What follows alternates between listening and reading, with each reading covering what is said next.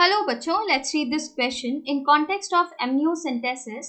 Which of the following statement is incorrect? Amniocentesis जो होता है वो जो प्रेग्नेंट वुमेन होते हैं 14 to 16 वीक प्रेग्नेंट जो वुमेन होते हैं 14 to 16 वीक्स प्रेग्नेंट उनमें किया जाता है ये एमनियोसेंटेसिस। इसके अंदर जो एमनियोटिक फ्लूइड होता है ना, एमनियोटिक फ्लूइड ये लिया जाता है और इस एमनियोटिक फ्लूइड को बहुत कम अमाउंट में लिया जाता है, ठीक है, वेरी वेरी लेस अमाउंट। इसके अंदर कुछ फेटल सेल्स होते हैं, यहां से फिर क्या लिया जाएगा, फेटल सेल्स। फेटल सेल्स को कल्चर किया जाता है। कल्चर करने के बाद क्या करते हैं, कैरियोटाइपिंग करते हैं। कैरियोटाइपिंग, कैरियोटाइपिंग आप जानते हैं, मेटाफेज में क्रोमोसोम थिक मिलते हैं, सेल डिवीजन अरेस्ट होता है मेटाफेज में, तो यहाँ पर क्या करते हैं, कैरियोटाइपिंग करते हैं।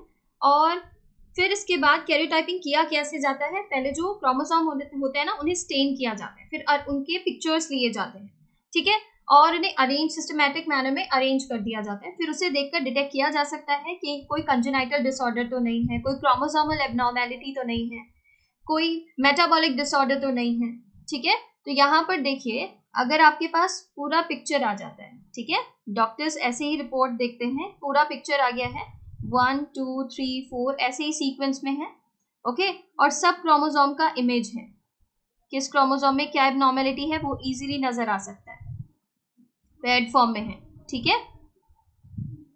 रफ डायग्राम बना रहे हैं। अब 21st क्रोमोसोम पर देखते हैं कि यहाँ पर क्रोमोसोम में एक एक्स्ट्रा क्रोमोसोम नजर आ रहा है, ठीक है, ट्राइसोमी नजर आ रहा है यहाँ पर, trisomy, trisomy of 21st chromosome, trisomy Y आएगा यहाँ पर।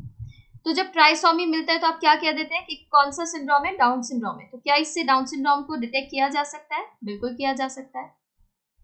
तो देखिए यहाँ क्या कह रहे हैं, it can be used for detection of down syndrome, ये करेक्ट है।